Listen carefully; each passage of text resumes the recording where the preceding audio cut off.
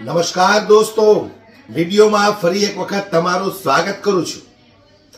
ચાલો, જ્યારથી ભારતીય જનતા પાર્ટીની સરકાર કેન્દ્રમાં બની છે ત્યારથી એવું લાગે આપણને કે બાળક જન્મે અને મૃત્યુ પામે ત્યાં સુધી સાલો ટેક્સ ને ટેક્સ જ ભરતો રહેશે. આજે તમે જુઓ, ખાવા પીવાની દરેક વસ્તુ પર ટેક્સ, दूध, दही, पनीर, चीज, बटर. स्कूलમાં જોઈએ તો બાળકોને ભણવા માટે ચોપડા, નોટબુક, પેન્સિલ બધા ઉપર ટેક્સ ને ટેક્સ. આટલો બધો ટેક્સ જનતા પાસેથી આ લોકો વસૂલ કરે છે, છતાંય સુવિધાના નામે આપણે જોઈએ તો જનતાને શું મળે છે? ત્યારે આ વાતને લઈને જબરજસ્ત સ્પીચ આપી છે આમ આદમી પાર્ટી નેતા રાઘવજી ચઢ્ઢાએ, જેમને પહેલી વાર મેં તો જોયા આટલા બધા ગુસ્સે.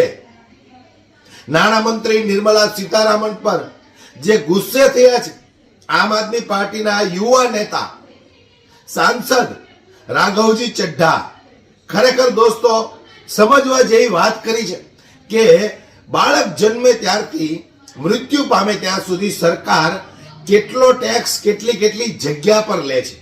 ખરેખર સાંભળવા જેવો વિડીયો છે. આવો આપણે જરા સમય કાઢી અને વિડીયોને બરાબર ધ્યાનથી સાંભળીએ.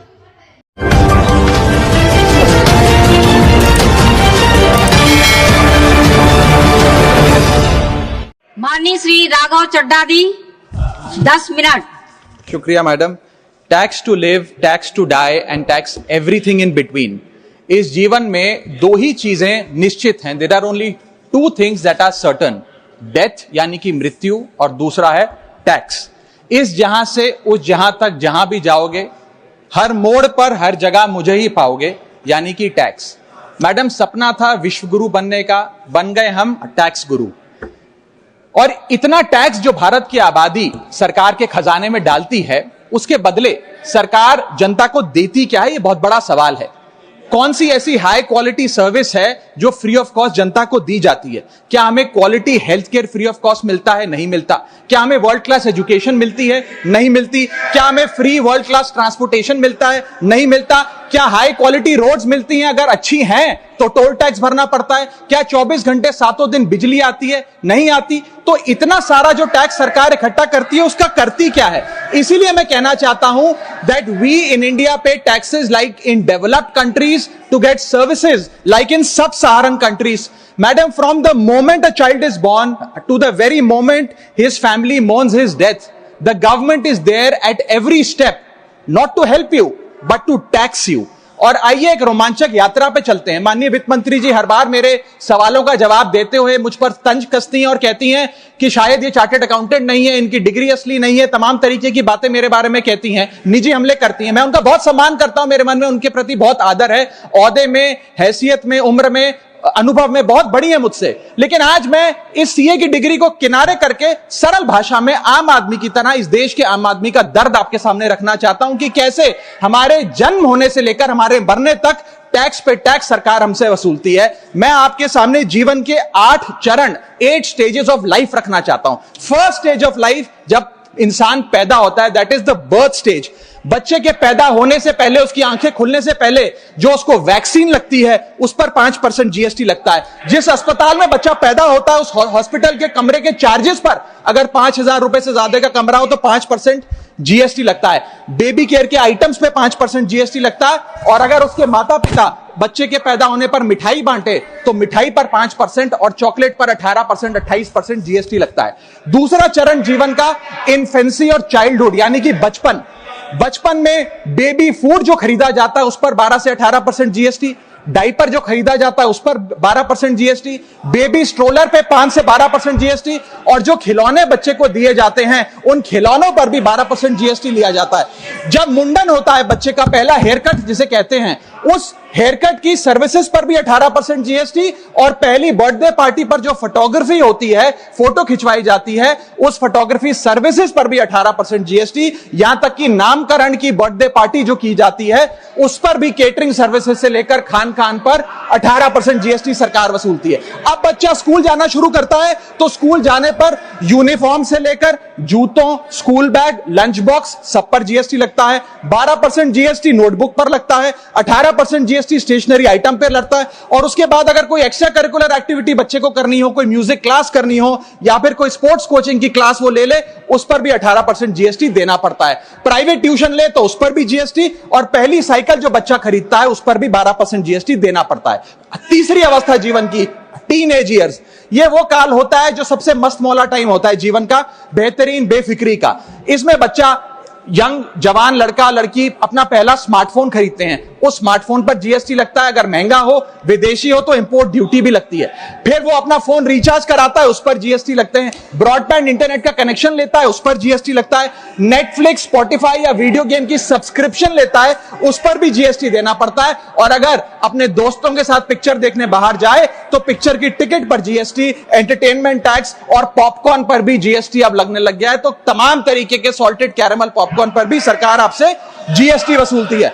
इस बीच जब आप 18 साल के होते हैं और पहली बाइक या पहला स्कूटर खरीदते हैं, उस बाइक और स्कूटर पर आपसे जीएसटी लिया जाता है, व्हीकल इंश्योरेंस पर जीएसटी लिया जाता है, और उसके बाद रजिस्ट्रेशन टैक्स और रोड टैक्स के नाम पर भी पैसा लिया जाता है। जीवन की चौथी अवस्था, fourth stage of life, higher education की। इस हायर एजुकेशन की अवस्था में आप यदि प्राइवेट कॉलेज में पढ़ रहे हैं तो प्राइवेट कॉलेज की ट्यूशन फी पर जीएसटी लगता है। हॉस्टल में रह रहे हैं या पीजी का रेंट भर रहे हैं तो उस पर जीएसटी लगता है। स्टूडेंट लोन की प्रोसेसिंग फी पर जीएसटी लगता है। किताबों से लेकर लैपटॉप तक जीएसटी लगता है। और अगर माता पिता संपन्न हैं और बच्चे को विदेश भेजते हैं पढ़ने के लिए तो फॉरेन रेमिटेंस पर टैक्स कलेक्टेड एट सोर्स सरकार लागू करती है। अब आते हैं पांचवी अवस्था पे, जब वो अपना करियर शुरू करता है। ये वो एज है जिसे मैं golden age of direct taxes कहूंगा। अब ये डायरेक्ट टैक्स के जंजाल में आदमी फंस जाता है इस उम्र में जब उसकी पहली नौकरी लगती है।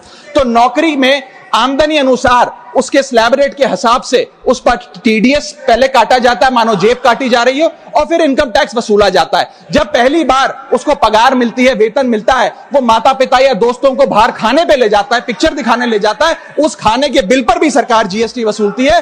और जैसे जैसे उसकी सैलरी बढ़ती है वैसे वैसे स्लैब अनुसार उससे इनकम टैक्स वसूला जाता है। इसके बाद आज वर्क फ्रॉम होम का कल्चर चल रहा है, तो वर्क फ्रॉम होम में इंटरनेट बिल्स हो, ब्रीफकेस हो, लैपटॉप हो, इन सारी चीजों की खरीद पर सरकार जीएसटी लेती है।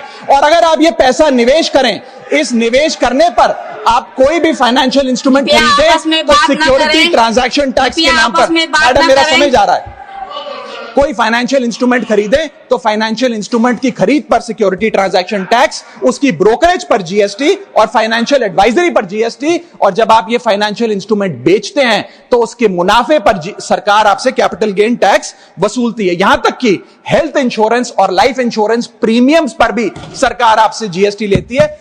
इसी सरकार के मंत्री माननीय गडकरी जी भी सरकार से यही गुजारिश कर रहे हैं कि इंश्योरेंस प्रीमियम पे कम से कम जीएसटी हटा दिया जाए। इसके बाद इंसान अपने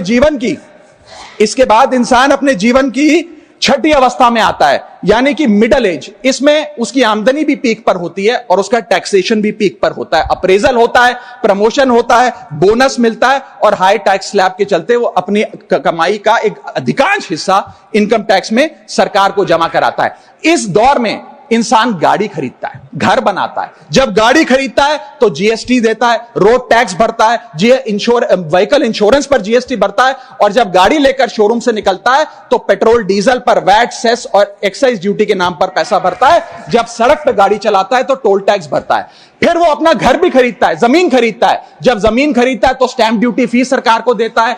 जब कंस्ट्रक्शन मटेरियल खरीदता है घर बनाने के लिए तो कंस्ट्रक्शन मटेरियल पे, चाहे वो सीमेंट हो, मार्बल हो, स्टील हो, उस पर जीएसटी देता है। उसके बाद जब कंस्ट्रक्शन सर्विसेज लेता है किसी बिल्डर से, ठेकेदार से, कॉन्ट्रैक्टर से, तो उस कंस्ट्रक्शन सेवाओं पर भी जीएसटी सरकार आपसे वसूलती है। और जब घर बन जाए तो एनुअल प्रॉपर्टी टैक्स और हाउस टैक्स के नाम पे आपसे पैसा लिया जाता है। और जब आपको पैसे की आवश्यकता पड़े और आप ये घर बेच दें तो कैपिटल गेन्स पर भी सरकार आपसे उस मुनाफे पे टैक्स वसूलती है। और इस बीच शादी तो रह ही गई, फिर इंसान शादी करता है इस बीच, तो बैंक्वेट हॉल बुक करता है, उस बैंक्वेट हॉल की बुकिंग पे टैक्स भरता है। शामियाना, खाना, केटरिंग सर्विसेज लेता है, उस पर जीएसटी भरता है। ज्वेलरी खरीदता है, उस पर जीएसटी भरता है। कपड़ा, शेरवानी सिलवाता है, कुर्ता पजामा, सूट पैंट, उस पर जीएसटी भरता है। यहां तक कि वेडिंग इनविटेशन से लेकर ब्राइडल मेकअप से लेकर हनीमून के ट्रैवल तक हर चीज पर सरकार आपसे जीएसटी वसूलती है। सातवीं अवस्था सरकार जीवन की, वो है रिटायरमेंट। इस फेज में इंसान चाहता है आरामदायक जीवन जिया जाए। जो जीवन में कमाया, उस कमाई के सहारे उसकी इंटरेस्ट पर, पेंशन पर जिया जाए। लेकिन इस अवस्था में भी सरकार पेंशन और इंटरेस्ट इनकम पे आपसे टैक्स लेती है। बूढ़ा हो जाता है, दवाई इलाज की जरूरत पड़ती है, तो हेल्थ केयर बिल पर, दवाइयों पर आपसे जीएसटी लिया जाता है। लाइफ इंश्योरेंस और हेल्थ इंश्योरेंस प्रीमियम पर तो जीएसटी लेती है। और इस दौर में वो अपनी वसीयत लिखता है, फैमिली विल। उस फैमिली विल पर जो लीगल फीस देता है, उस लीगल फीस पर भी उसे जीएसटी देना पड़ता है और स्टैंप ड्यूटी देनी पड़ती है। और आठवीं जीवन की अवस्था, यानी कि जीवन की समाप्ति, जब उसका स्वर्गवास हो जाता है, उसके जीवन का अंत हो जाता है, यहां भी सरकारें उसका साथ नहीं छोड़ती। यहां पर भी सरकारें उस पर टैक्स लगाती हैं। जब कोई इंसान मरता है तो उसके अंतिम संस्कार में देसी घी, चंदन, वुड, नारियल, इत्तर जैसा सामान इस्तेमाल होता है, उस पर भी जीएसटी लगता है। और जब उसके मरने के उपरांत अखबार में ऑबिचरी की इश्तेहार छपाया जाता है, उस पब्लिकेशन ऑफ ऑबिचरी न्यूज़पेपर पर भी 5% सरकार जीएसटी लेती है। और मरने के बाद जब प्रॉपर्टी उसके बच्चों को या परिवार वालों को दी जाती है, उस म्यूटेशन पर भी सरकार आपसे ड्यूटी सेस लेती है। यह है life cycle of taxation model. लेकिन मैडम, सबसे जरूरी बात यह है कि इतना टैक्स देने के बाद सरकारें हमें देती क्या है। मैं जानता हूं कि टैक्स सरकार के लिए जरूरी है, इस सरकार के लिए नहीं, जितनी सरकारें इस देश में रही सबने टैक्स लगाकर जनता से पैसा लिया। टैक्सेस वास्तव में जरूरी हैं, लेकिन सवाल यह है कि क्या ये टैक्सेस हमारी इकोनॉमी को बढ़ा रहे हैं या हमारी इकोनॉमी को खा रहे हैं? क्या इससे हमारी जिंदगी बेहतर हो रही है या हमारी जिंदगी बदतर हो रही है? इतने टैक्स लगाने की वजह से आज हमारी आमदनी घट रही है, इस वजह से खपत गिर रही है, कंजम्पशन गिर रही है, डिमांड नहीं बढ़ रही है और प्रोडक्शन गिर रही है। इस वजह से पूरा इकोनॉमिक साइकिल, जो हमारा इकोनॉमी का चक्का है, वो धीमा हो गया है। मैडम, इस देश में, बस समाप्त कर रहा हूं, इस देश में मैं, मेरी पार्टी के टाइम से आप ले लीजिएगा, मेरी पार्टी के टाइम से ले लीजिएगा। मैडम, इस देश में 80 करोड़ जनता 5 किलो फ्री राशन के सहारे जी रही है। आपको जान के अचंभा होगा, इस 80 करोड़ जनता से भी ये सारा जीएसटी लिया जाता है, दिन प्रतिदिन लिया जाता है, जो आज मैंने पढ़ के सुनाया। सिर्फ अमीर नहीं, गरीब से गरीब आदमी भी जीएसटी देता है। और अंत में मैं बस इतना ही कहना चाहूंगा कि क्योंकि इतना टैक्स लगा कर सरकारें जनता का खून चूसती हैं, उस वजह से आज एफएमसीजी की सेल्स घट रही हैं, एफएमसीजी के स्टॉक गिर रहे हैं, कंजम्पशन डाउन हो रही है, नई गाड़ियों की सेल श्रिंक कर रही है। तमाम तरीके की जितनी भी न्यू परचेजेस होती हैं, उसमें मंदी देखी जा रही है। सरकार को जीएसटी कम करना चाहिए। कम करेंगे तो जनता की जेब में पैसा आएगा तो मांग बढ़ेगी, खपत बढ़ेगी और इकोनॉमी का चक्का चलेगा। आपका समय समाप्त। बहुत बहुत शुक्रिया। તો આ વિષય પર તમારું શું કહેવું છે? એક પણ વસ્તુ બાકી નથી રાખી કે તમારી પાસેથી એ વસ્તુનો સરકાર ટેક્સ ન લેતી હોય, છતાં એ સુવિધાના નામે આપણે જોઈએ તો આજે પણ સરકારી કામો માટે માણસોને લાંબી લાંબી કતારો લગાવી પડે છે। એક ધક્કે કોઈ પણ વ્યક્તિનું કામ બન્યું હોય એવો મને એક પણ દાખલો તમે બતાવો। છતાંય આ ભ્રષ્ટ સરકાર લોકો પાસેથી આટલો ટેક્સ વસૂલ કરે છે અને આમ નાગરિક, આમ જનતાને સરકારી કામોમાં કેટલા ધક્કા ખવડાવે છે। હાલ જે વાત હોય તે, પણ જે રીતે રાઘવજી ચડ્ડાએ જબરજસ્ત સ્પીચ આપી, તમને કેવી લાગી દોસ્તો? મને કોમેન્ટ બોક્સમાં જરૂરથી જણાવજો અને વિડીયો વધુમાં વધુ શેર કરી દરેક લોકો સુધી પહોંચાડો। જય હિન્દ।